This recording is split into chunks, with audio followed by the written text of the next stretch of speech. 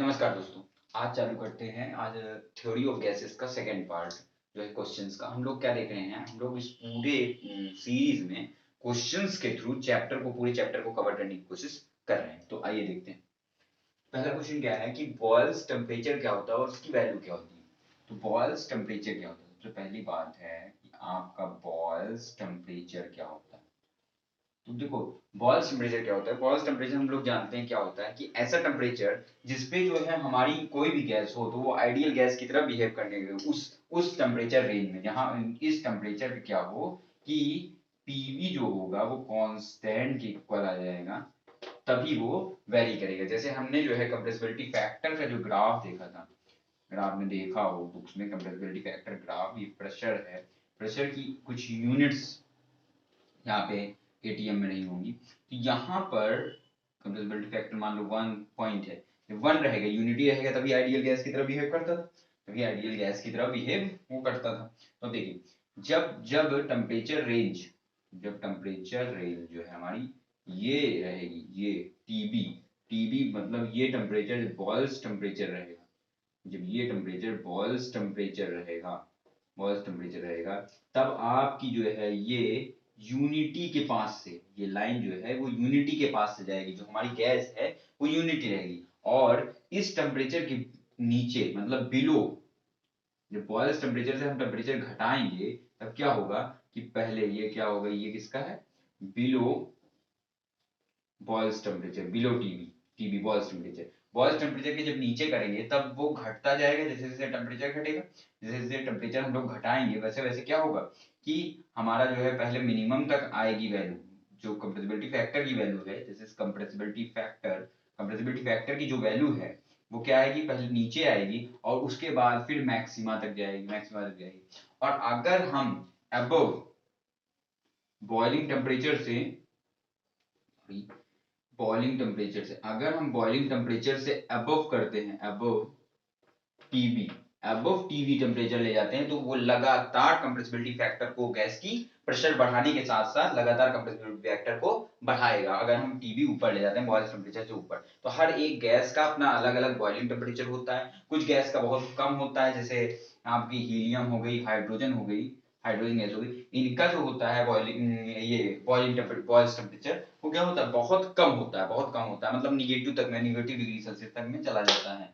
तो boils temperature पे ही depend करती है चीजें। तो बॉयल्स टेम्परेचर बस कहने का मतलब सेंस ये है कि बॉयल्स टेम्परेचर वो टेम्परेचर है जिसपे गैस जो है वो किस तरीके से बिहेव कर रही है, आइडियली बिहेव करे, जिसमें गैस किस तरह बिहेव करे कि आइडियली बिहेव करे। और इट्स वैल्यू, इसकी वैल्यू क्या होती है, तो हमने निकाल रखा है कि TB is equals to A upon R B जो होती है वो बॉयल्स टेम्परेचर की वैल्यू होती है, जहां पर ए और बी और आर जो है क्या है, कांस्टेंट्स है। यहाँ ए और बी और आर कांस्टेंट्स हैं, इसका मतलब यहाँ से पता चलता है कि टीबी भी एक कांस्टेंट ही आएगी। हर एक गैस की टीबी भी क्या रहेगी, कांस्टेंट रहेगी बॉयल्स टेम्परेचर की वैल्यू। तो ये ग्राफ हमें ये बता देना है।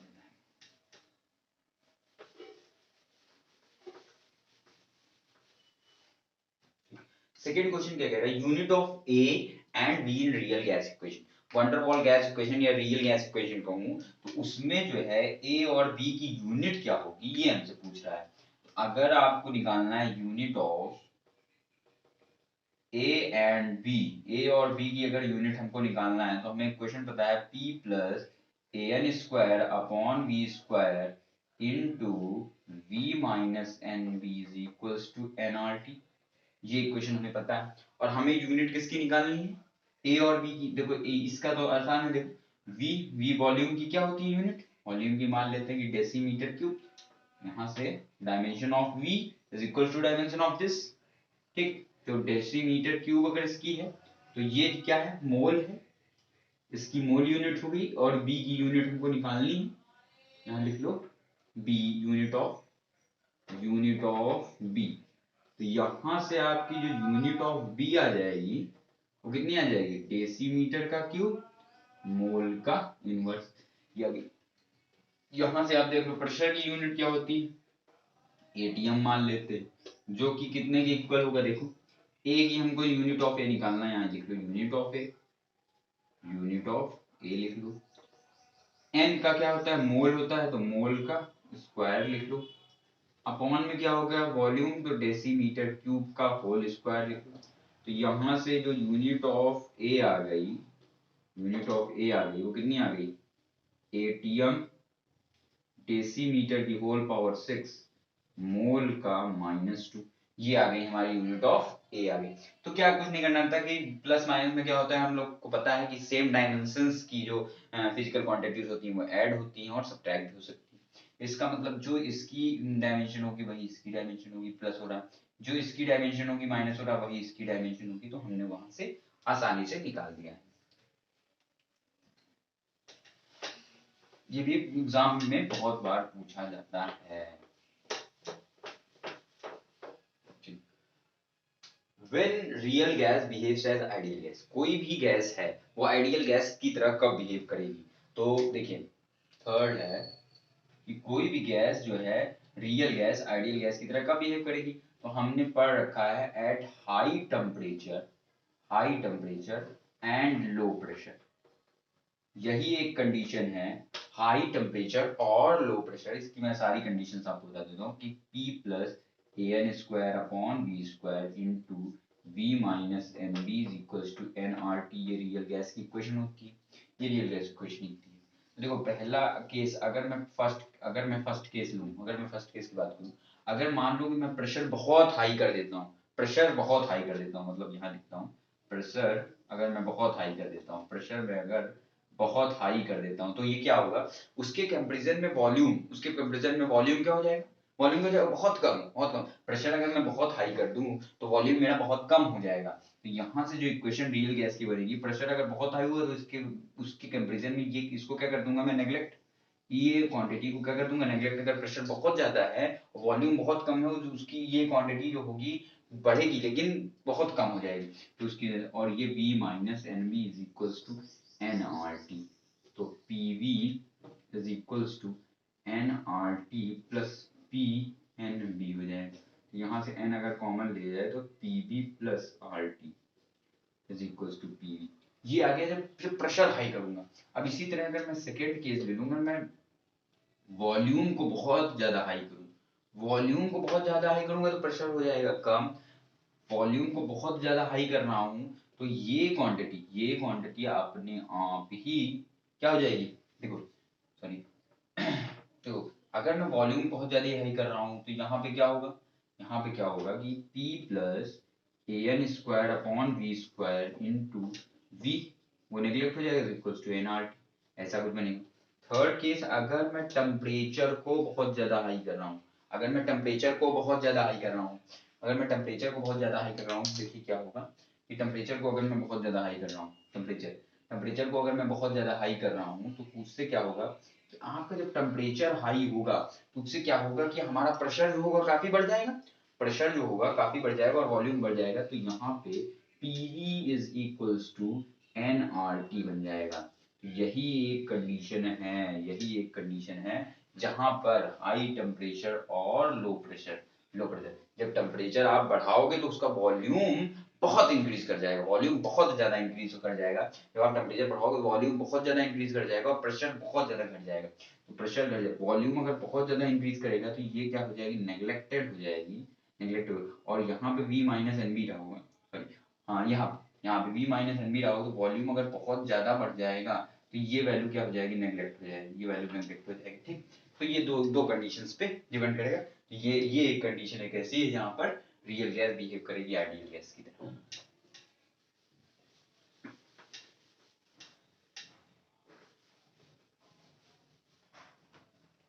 उसके बाद reduce mass of CO CO carbonyl का सीओ का रिड्यूस मास निकालना है and its movement of inertia at given. ये बढ़िया क्वेश्चन, ये इसको आप साथ में करते हुए जाइए। ठीक, तो रिड्यूस मास का फॉर्मूला हम लोग जानते हैं, फोर्थ क्वेश्चन है रिड्यूस मास का formula mu is equals to 1 upon m1 plus 1 upon m2, ये हम लोग जानते ही हैं।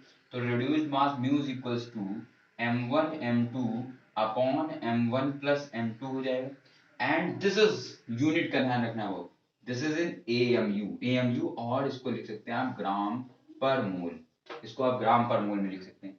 तो वी नो दैट कि म्यू यहां से आप निकाल लेंगे, mu is equal to m1 carbon 12 और A2 16 उसका होता है 12 into 16 upon 12 plus 16. This is gram mole inverse. Gram mole inverse mu is equals to 12 into 16 upon 28 gram, sorry इसको ग्राम में चेंज करना है, इंटू 1 अपॉन मोल की वैल्यू लिख दीजिए 6.022 into 10 to the power 23. This is becomes gram.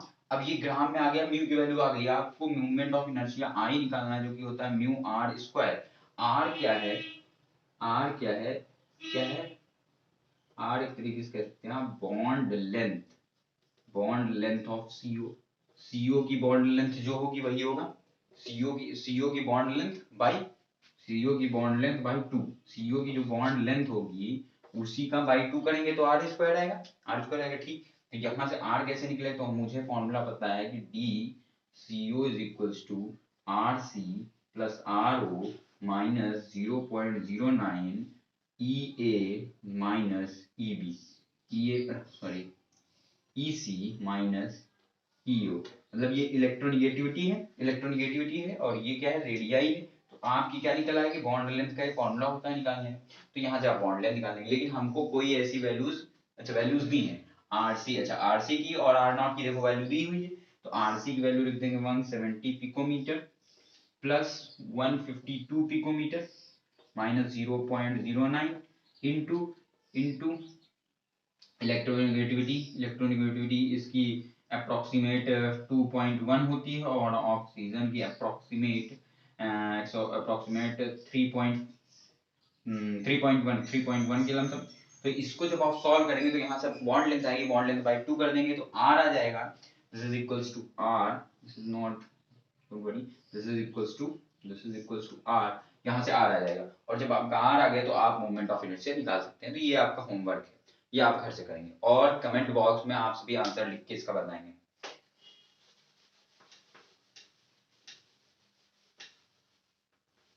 Fourth हो गया. Fifth question में क्या पूछ रहा है हमसे, fifth question, what is the critical compressibility factor of van der Waals gas. Van der Waals gas जो है उनका क्रिटिकल कंप्रेसिबिलिटी फैक्टर क्या है, ये हमसे पूछ रहा है. तो critical compressibility factor we know that कि पीसी इज इक्वल्स टू क्या होता है, PC is equals to A upon 27b square, VC is equals to 3b और TC is equals to 8a upon 27 RB होता है. क्योंकि ये आपको याद ही करना पड़ेगा कि क्रिटिकल टेम्परेचर, क्रिटिकल प्रेशर और क्रिटिकल वॉल्यूम क्या होता है. क्रिटिकल टेम्परेचर जिस टेम्परेचर के ऊपर गैस को लिक्विफाई नहीं किया जा सकता. Critical pressure at critical temperature जिस पर प्रेशर क्या होगा हमारा, जिस पर प्रेशर क्या होगा हमारा, जिस जिस प्रेशर पे क्रिटिकल टेम्परेचर आ रहा है उसी प्रेशर को क्या बोल देते हैं, क्रिटिकल प्रेशर बोल देते हैं. क्रिटिकल वॉल्यूम वो वॉल्यूम जो क्रिटिकल टेम्परेचर के ऊपर के टेम्परेचर पे गैस लिक्विफाई नहीं कर सकती, वो क्रिटिकल वॉल्यूम हो गया. ठीक, तो यहाँ पे कंप्रेसिबिलिटी फैक्टर जेडसी जो हो जाएगा वो पीसी वीसी अपॉन आरटीसी हो जाएगा. ये पूछा है what is the critical compressibility factor of van der Waals gas का. यहाँ पर रख दीजिए PC a upon 27b square into VC जो हो गया 3b upon R into TC 8a upon 27 R B हो गया. ए से ए कैंसिल कर दीजिए, this 27 goes to this b goes to this b goes to this and this r goes to this. तो ये आपका आ जाएगा 3/8. 3/8 इज द आंसर. 3/8 जो आ गया आपके जो जेडसी की वैल्यू आ जाएगी वो 3/8 आ जाएगी. कंप्रेसिबिलिटी फैक्टर हो जाएगा क्रिटिकल टेम्परेचर प्रेशर वॉल्यूम का, वो कितना हो जाएगा आपका, वो आपका हो जाएगा जेडसी 3/8.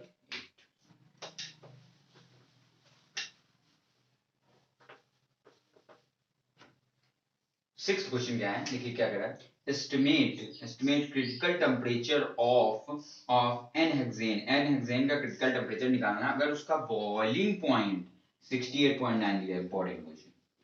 देखो जो बॉइलिंग पॉइंट होता है, बॉइलिंग पॉइंट होता है वो 2/3 of critical temperature. Critical temperature जो होगा जिसके ऊपर गैस को लिक्विफाई नहीं किया जा सकता उसके 2/3 होता है हमारा बॉइलिंग पॉइंट.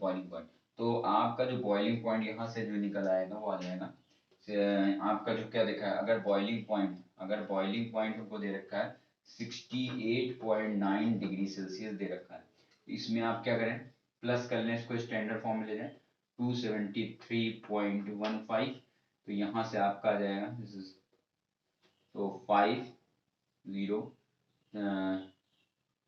8 3 11 1 12 का 2 1 कैरी 8 8 6 14 का 4 1 कैरी है 342.05 केल्विन आ गया।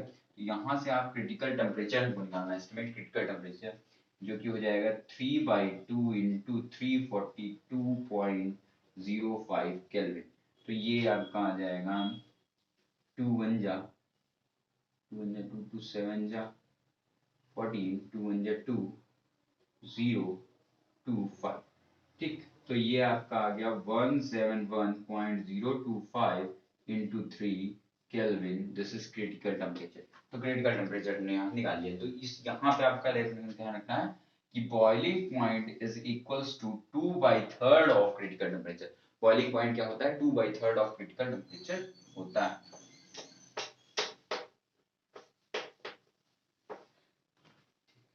इसके बाद हाँ, law of corresponding states of van der Waals gas. Van der Waals gas का लॉ ऑफ करस्पॉन्डिंग स्टेट क्या होता है? लॉ ऑफ करस्पॉन्डिंग स्टेट कुछ नहीं है, देखिए लॉ ऑफ करस्पॉन्डिंग स्टेट जो है, seventh law of corresponding state,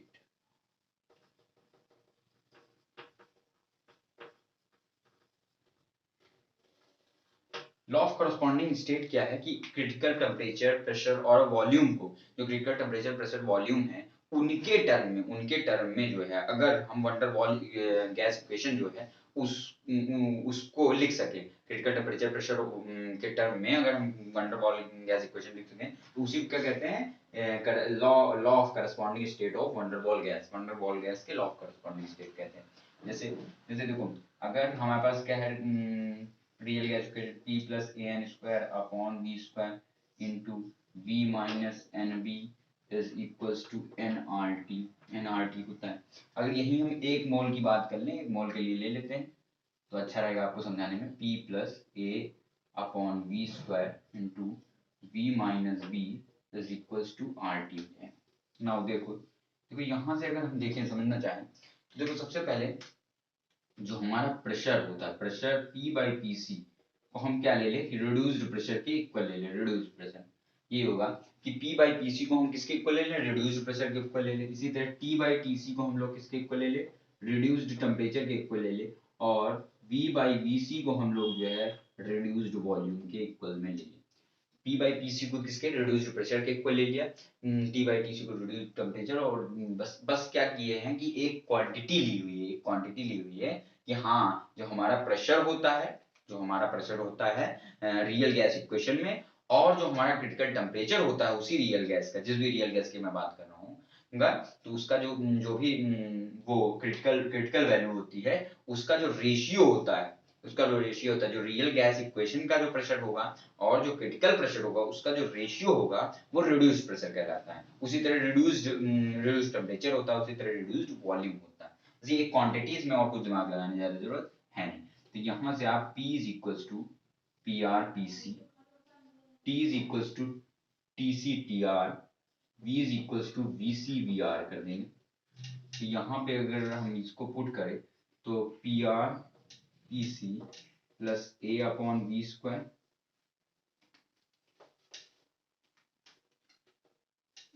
PRPC plus A upon V की value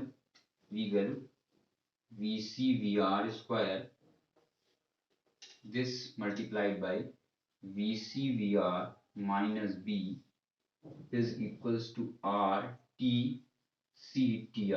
Okay, put the value of a critical temperature, critical pressure, critical volume की अगर value मैं रखता हूँ यहाँ पे, तो देखिए क्या होगा, PR तो वही रहेगा, कोई दिक्कत नहीं। PC की वैल्यू we know that कि A upon 27 B square plus A upon VR square, VC square is equals to 3B square into VR VC is equals to 3B minus B is equals to R TR TC की value 8A upon 27 RB। अब इसको अगर आप solve करेंगे तो देखिए कैसे करेंगे।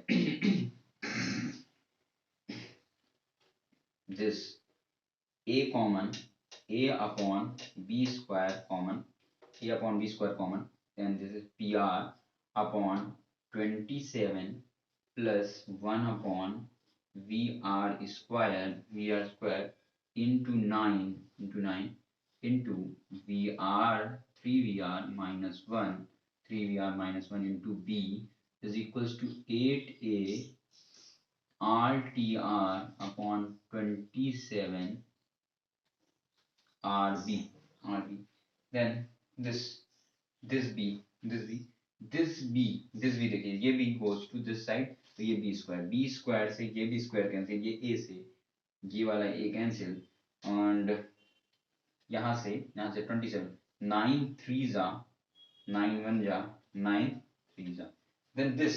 अब इसको आप सॉल्व अगर करेंगे तो देखिए क्या आएगा। इसको अगर आप सॉल्व करते हैं तो यहाँ से आपका निकल के आएगा, यहाँ से आप कॉमन ले लीजिए 3VR minus 1 into 3VR minus 1 into PR by 3 plus A upon VR square is equals to RTR upon 3R RTR upon 3R R से R कैंसिल, ये तो कहानी खत्म हो गई है।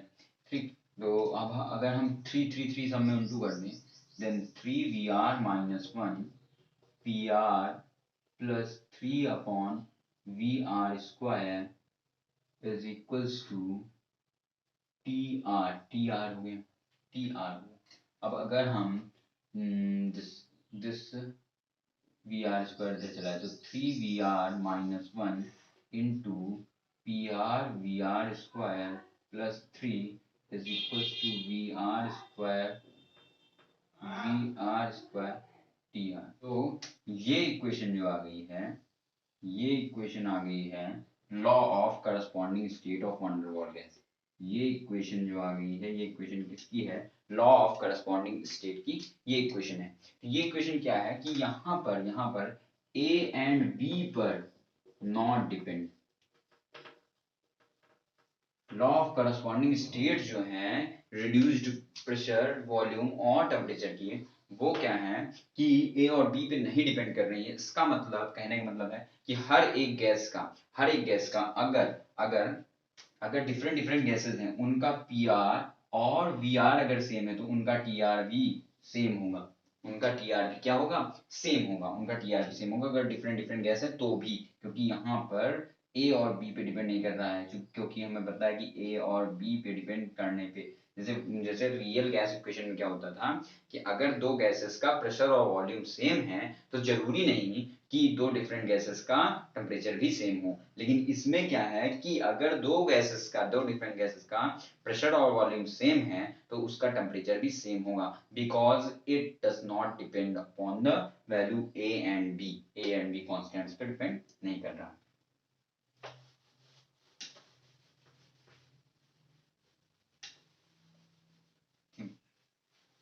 ठीक है, अब इसके बाद जो है एट्थ क्वेश्चन क्या कह रहा है कि calculate the pressure exerted by 1 mole of CO2 gas at 40 degree Celsius confined to a volume. तो गिवन कंडीशंस पहले हम लिख लेते हैं। गिवन कंडीशंस क्या क्या है कि n की वैल्यू 1 दी हुई है, 1 मोल दिया हुआ है, CO2 गैस है, गैस CO2 है एट 40 डिग्री सेल्सियस, टेम्परेचर जो है वो 40 डिग्री सेल्सियस दिया है, मतलब 40 प्लस 273, then it becomes 303 Kelvin, 313 Kelvin जो है टेम्परेचर दिया हुआ है। फिर confined to a volume V दिया हुआ है 0.1 डेसीमीटर क्यूब वॉल्यूम दिया है। Given critical temperatures are, critical constant जो दिए हुए हैं Vc इज इक्वल्स टू दिया हुआ है 0.0957957 TC दिया हुआ है, TC हमारा दिया हुआ 304 kelvin and PC is equals to 73 ATM। PC हमारा कितना दिया हुआ है? 73 ATM दिया हुआ है। अब हमसे पूछा है लॉ ऑफ करस्पॉन्डिंग स्टेट दे दिया है, लॉ ऑफ करस्पॉन्डिंग स्टेट से आपको निकालना है। Calculate the pressure exerted bye, तो प्रेशर P हमें चाहिए। हमें ऊपर से इक्वेशन पता है कि ये इक्वेशन हमारी निकली, हम निकाल देंगे 3VR - 1 into PR VR square plus 3 is equals to 8VR square into TR। ये हमको पता चल गया। यहाँ से देखिए, यहाँ से बस केवल क्या करना है, हमें वैल्यू रखनी है, तो हमें पता था कि VR क्या होता है, VR क्या होता है, वी नो दैट VR क्या होता है, VR is equals to V by VC, we know that VR is equals to V by VC होता है, VR is equals to reduced pressure this होता है। हमें क्या निकालना है, हमें प्रेशर, हमें क्या निकालना है, वो प्रेशर से मतलब है, हमको क्रिटिकल वॉल्यूम दिया और वॉल्यूम दिया है, TC दिया है, T दिया है, PC दिया है, लेकिन हमें जो है क्या करना है, P निकालना है केवल। तो इसमें कोई दिक्कत की बात नहीं है, आप आराम से यहाँ पे रख के देखेंगे तो आप तीनों इक्वेशन, लंबा कैलकुलेशन मैं नहीं कर रहा हूँ, आप इसमें VR की जगह V by VC, TR की जगह T by TC और PR की जगह P by PC रख के देखेंगे तो आपका आराम से निकल जाएगा और P की वैल्यू